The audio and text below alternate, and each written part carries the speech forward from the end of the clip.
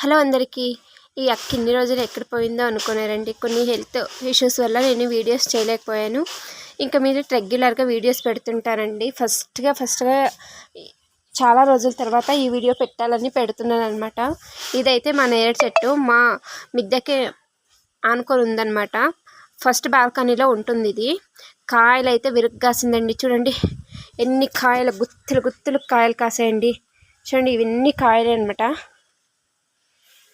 ఇంకా రెగ్యులర్గా నా పోస్టర్స్ ఉంటాయండి. ఇదైతే నా ఫస్ట్ వీడియో చాలా రోజుల తర్వాత అని చెప్పచ్చు. నా హెల్త్ కొద్దిగా బాగలేదు కాబట్టి వీడియోస్ చాలా వరకు తగ్గినాయి అన్నమాట.